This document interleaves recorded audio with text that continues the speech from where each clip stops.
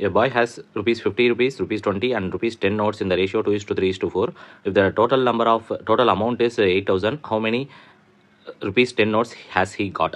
இப்போ பார்த்தீங்கன்னா இந்த ரேஷியோ இருக்குல்ல, இந்த ரேஷியோவை நம்பர்ஸாக, அதாவது இவர் வந்து 50 ரூபாயும் 20 ரூபா இந்த 10 ரூபா நோட்டை 2:3:4 ரேஷியோவில் வச்சிருக்காரு. அப்போனா எத்தனை நம்பர் ஆஃப் நோட் வச்சிருப்பாருன்னா 50 ருபீஸ் நோட்டை 2x வேல்யூ வச்சிருப்பாரு, 20 3x வேல்யூ, 10 4x வேல்யூ வச்சிருப்பாரு. இதுவே அவரோட வச்சிருக்க காசோட கவுண்ட் தான் 2x 3x 4x. இதுவே அவர் வச்சிருக்க வேல்யூ நோட்ஸோட வேல்யூ பார்த்தோன்னா இந்த ரேஷியோ இன்டூ எத்தனை ரூபாயோ அதை மல்டிப்ளை பண்ணணும். 20 × 3x, 10 × 4x. ஓகேங்களா? இப்போது மொத்தமாக ஒரு எவ்வளோ வச்சிருக்காருன்னா 8,000. அதனால தான் இது எல்லாத்தையும் ஆட் பண்ணியிருக்கோம். ஸோ இப்போ இதில் எக்ஸை கண்டுபிடிச்சோன்னா அந்த எக்ஸோட வேல்யூவை நம்ம இங்கே சப்ஸ்டியூட் பண்ணிட்டோம்னு வச்சுக்கோங்களேன். நம்மளுக்கு என்ன கிடச்சிரும்னா 10 ருபீஸ் நோட்டை எவ்வளோ எத்தனை வேல்யூ ஆஃப் 10 ரூபி நோட்ஸ் வச்சுருக்காருன்னு நமக்கு கிடச்சிரும். ஸோ ஒரு மொத்தமாக வச்சுருக்கிறது 4x, இல்லை எக்ஸை சப்ஸ்டியூட் பண்ணிட்டோன்னா நமக்கு கரெக்டாக 160 இது இருக்குதுன்னு தெரிஞ்சிடும்.